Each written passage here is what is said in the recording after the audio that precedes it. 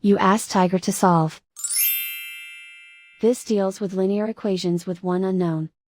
The final result is x equals 100 over 3. Let's solve it step by step. Simplify the expression. Find the greatest common factor of the numerator and denominator. Factor out and cancel the greatest common factor.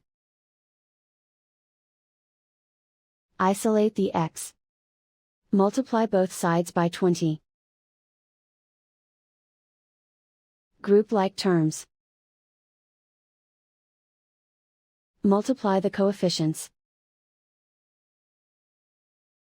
Simplify the fraction. Multiply the fractions. Simplify the arithmetic. And so the final result is x equals 100 over 3.